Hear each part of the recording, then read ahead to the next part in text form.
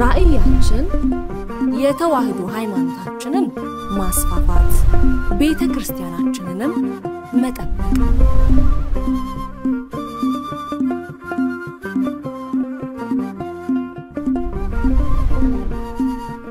ሰላም ጤና ይስጥልኝ የተከበራችሁ የእማማ ሚዲያ አድማጭ ተመልካቾቻችን እንደምን ቆያችሁ የእማማ ጠቅላላ ማህበር ዜና እንደሚከተለው ወደ እናንተ እናደርሳለን አብራችሁን ቆዩ ከዜናዎቹ ጋር እኔ ኤደን ሄኦላ ነኝ በአዲስ አበባ ሀገረ ስብከት ቀጨኔ ምዕራፈ ቅዱሳን ሰገነት ቅድስት ኪዳነ ምሕረትና አቡነ ዜና ማርቆስ ገዳም ልዩ ጉባኤ ተካሄደ በቀጨኔ ምዕራፈ ቅዱሳን ሰገነት ቅድስት ኪዳነ ምሕረትና አቡነ ዜና ማርቆስ ገዳም የወራ ጽጌ መጀመሪያ ልዩ ጉባኤ ተካሄደ በዕለቱ መላከ ሕይወት ቆሞስ አባ ኃይለ ጊዮርጊስ ወልደ ሳሙኤል የገዳሙ አስተዳዳሪ ሊቀ ትጉሃን መምህር ገብረ መስቀል ኃይለ መስቀል የሃይማኖት ዕውቀት ማስፋፊያ ጠቅላላ ማህበር መስራችና ዋና ስራ አስኪያጅ ሊቃውንት መምህራነ ወንጌል እንዲሁም ምዕመናን የተገኙ ሲሆን በሊቀ ትጉሃን መምህር ገብረ መስቀል ኃይለ መስቀል የስብከተ ወንጌል አገልግሎት ተሰጥቶ በመላከ ሕይወት ቆሞስ አባ ኃይለ ጊዮርጊስ ጸሎት ተደርጎ መርሃ ግብሩ ተጠናቋል የማይረግፍ የማይጠወልግ አበባ በምድር ላይ ተገለጸ ደስ ይበላችሁ ክብር ለመድኃኔዓለም ይሁን በምድር ላይ የተገለጠው አበባ እናትና ልጅ በምድር ላይ በገጠማቸው ፈተና መሰረት ያው እነዚህ አበቦች ወደ በረሃው ወደሚያቃጥለው ዋይ ወደ በዛበት ሄዱ ወገኖች ወደ ግብጽ ነው የተሰደዱት መከራ ወደ በዛበት በሶስት ምክንያት ስደቱ ወደ ግብጽ ሆኗል በትንቢተ ኢሳይያስ ምዕራፍ 19 ቁጥር 1 ላይ በግብጽ ጣዖት ጸንቶ ነበር ይላል ይህ በምድር ላይ የተገለጠው ጌታ ኢየሱስ ክርስቶስ ወደ ግብጽ የሄደበት ምክንያት አንዱ በግብጽ የጸናውን የፈርዖንን ልብ ለማንቀጥቀጥና ለማዋረድ ነው የግብጽ ጣዖቶች ራዱ ተንቀጠቀጡ ተዋረዱም ይላል ክብር ለመድኃኔዓለም ይሁን አበባው በቅሲል ግብጽ የጣዖት ቦታ ስለሆነ ነው እግዚአብሔርን የማያመልኩ እግዚአብሔርን የማያውቁ በፀሐይ በጨረቃ በእንስሳና በአራዊት በሰው ምሳሌ የተቀረጸ ምስል እየተሸከሙ ይሄዱ የነበሩ በዛ ጣዖት ያመልኩ የነበሩ ሰዎች ስለሆኑ ያንን ጣዖት አጥፍቶ ኦርቶዶክስ ተዋህዶን በግብጽ ለመትከል ሄደ ክብር ለመድኃኔዓለም ይሁን በእውነት አባታችንን እድሜና ጸጋውን ይስጥልን የሰማነውን በዘነልቦናችን ያሳደረብን ሀገራችንን ሰላም ያድርግልን አባታችን የአዲስ አበባ ሀገረ ስብከት ለመጀመሪያ ጊዜ የሆነውን የሊቃውንት ምክክር ጉባኤ አካሄደ በኢትዮጵያ ኦርቶዶክስ ተዋህዶ ቤተክርስቲያን በአዲስ አበባ ሀገረ ስብከት የሊቃውንት ጉባኤ ጥቅምት 1 ቀን 2018 ዓመተ ምህረት በሀገረ ስብከቱ የመሰብሰቢያ አዳራሽ አካሂዷል በመርሃ ግብሩ ላይ መልአከ ፀሐይ አባ ኃይለ መለኮት ይሄይስ የአዲስ አበባ ሀገረ ስብከት የሊቃውንት ጉባኤ ሰብሳቢ እንደተናገሩት ይህ ጉባኤ በዝክረ ሊቃውንት ላይ በተገለጸው መሰረት በሀገረ ስብከት ደረጃ የተመሰረተ መሆኑን አብራርተዋል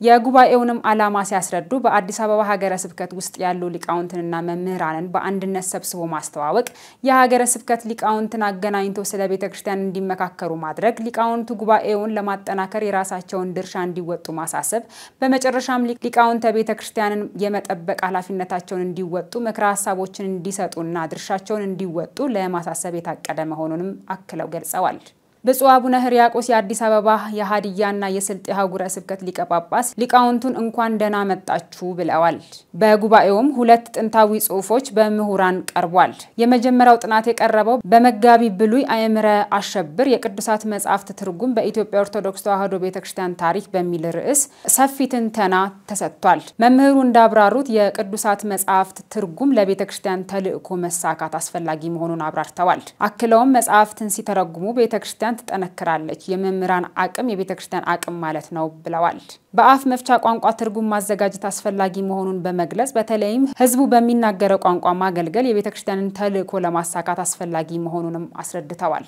ሁለተኛውን ጥናት ያቀረቡት መምህር ያረጋል አበጋዝ ሲሆኑ ቤተክርስቲያንን ለመጠበቅ ከሊቃውንት ምን ይጠበቃል በሚል ርዕስ ዘመኑን የዋጀ ትምህርት አስተላልፈዋል። ከህዝቡ ጋር ብዙ ችግሮች ብዙ ነገሮች እየፈተኑን በመሆኑ ከሊቃውንቱ ብዙ ይጠበቃል ብለዋል። አያይዘውም ባለንበት ዘመን አጥር ከሌለን የምንኖርበት ጊዜ አይደለም፣ የተለያዩ ፈተናዎች የበዙበት ዘመን በመሆኑ ትውልድን ከመታደግ አንጻርም ሊቃውንቱ ብዙ ነገር መስራት ይገባቸዋል ሲሉም አስረድተዋል።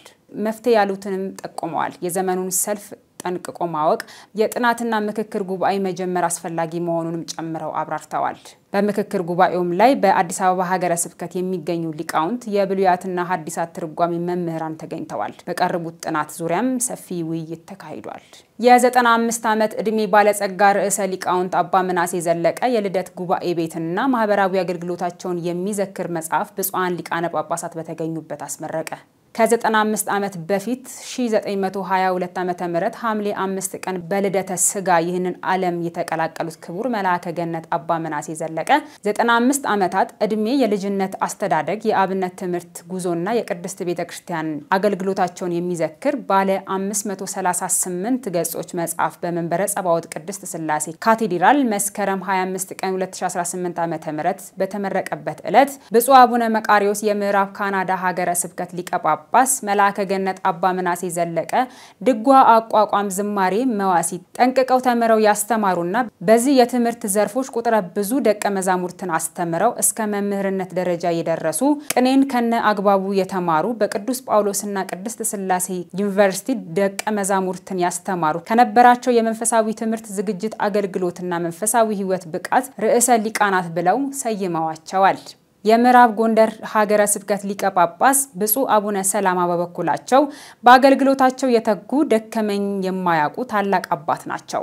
ለዚህ የመጽሐፍ ምርቃት የታደማችሁ የመንፈስ ልጆቻቸው ሁሉ እንኳን ደስ አላችሁ በማለት መልእክት አስተላልፈዋል። ብፁዕ አቡነ እንጦስ የምዕራብ ሐረርጌ ሀገረ ስብከት ሊቀ ጳጳስ በአገልግሎት ዘመናቸው ስለሚያውቋቸው እንዲህ ሲሉ ተናግረዋል። ክቡር አባ ምናሴ ዘለቀ የጻፉት መጽሐፍ ለሁላችንም ትምህርት ነው። ካነበብነው ሁሉም ወደ ራሳችን የሚቀር ነው። እሳቸው ራሳቸው መጽሐፍ ናቸው። መላ ህይወታቸውን ለቤተክርስቲያን ሰጥተዋል። በአገልግሎት ዘመናቸውም ብዙ ነገር አብረን ሰርተናል ብለዋል።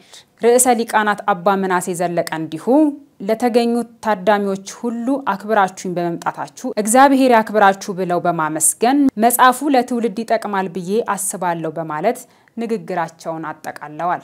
ከዚህ ታሪክ ጋር በተያያዘ ሊቀ ትጉሃን መምህር ገብረ መስቀል ኃይለ መስቀል እንደተናገሩት መልአከ ገነት ምናሴ ዘለቀ ባህታዊ ገብረ መስቀል ኃይለ መስቀል ወደ አዲስ አበባ ተልከው በመጡ ጊዜ እሳቸው የቀጨኔ ደብረ ሰላም መድኃኔዓለም ቤተክርስቲያን አስተዳዳሪ ነበሩ። በሰዓቱም የተቀበሏቸው እርሳቸው እንደነበሩ ማስታወስ ፈለግን። መረጃውን ያገኘነው ከኢትዮጵያ ኦርቶዶክስ ተዋሕዶ ቤተክርስቲያን መገናኛ ብዙሃን ነው። በሊቀ ማእምራን ፕሮፌሰር ዘበነ ለማይ ተዘጋጀ የአዲሱ ዓለም ክርስትናና የስበተ ሕግ ከአዲሱ ዘመን እንቅስቃሴና ሐሳቢ ጋር በሚል ርዕስ ያለው መጽሐፍ በብሔራዊ ቤተ መዛግብትና ቤተ መጻሕፍት አገልግሎት አዲሱ ህንጻ የመሰብሰቢያ አዳራሽ ተመርቋል። በምርቃት ስነ ስርዓቱ ላይ ቀሲስ መዝገቡ ካሳ ዶክተርና በኃይሉ ገብረ መድህን በመጽሐፉ ላይ ግምገማ አድርገዋል። በቅድስት ሥላሴ ዩኒቨርሲቲ መምህር የሆኑት ቀሲስ መዝገቡ ካሳ ዶክተር መጽሐፉን ከፍልስፍናና ከስነ ምግባር አንጻር ቃኝተውታል። የመጽሐፉ አቀራረብ የመጽሐፍ ጭብጥ መልእክት ሊተኮርባቸው የሚገቡ ጉዳዮች ላይ ሐሳብ አቅርበዋል። በኃይሉ ገብረ መድህን መጽሐፉን ከማህበራዊ ፋይዳ አንጻር ቅኝት አድርገውበታል። ይህንን መጽሐፍ የምጽፈው የኢትዮጵያ ልጆች በስራ እንዲያምኑ ነው ያሉት የመጽሐፉ አዘጋጅ ቀሲስ ዘበነ መጽሐፉን ጽፎ ለማጠናቀቅ 2 ዓመት የወሰደ መሆኑን ከ1 ዓመት በፊት ተጽፎ አልቆ አንዱን ዓመት ለመጽሐፍ ዝግጅት በሚል መልኩ ስራዎች ለመስራት እንደተወሰደም ገልጸዋል። በምርቃት ስነ ስርዓቱ ላይ ከዝግጅት ጀምሮ ብዙ ያገዟቸውን አካላት በመጽሐፉ ላይ በአጭር ጊዜ ዝግጅት አድርገው ግምገማና አስተያየት የሰጡትን የሚዲያ አካላትን መርሃ ግብሩን ያዘጋጁትንና የታደሙትን በሙሉ ምስጋና አቅርበዋል። በመጨረሻም የመጽሐፉ መታሰቢያነት ለስሬ ፈለገ ሰላም ቅዱስ ጊዮርጊስ ቤተክርስቲያን አቡነ ሰላማ የጉባኤ ቤት ተማሪዎች ይሁንልኝ ብለዋል። መረጃውን ያገኘነው ከአዲስ አበባ ሀገረ ስብከት ሚዲያ ነው።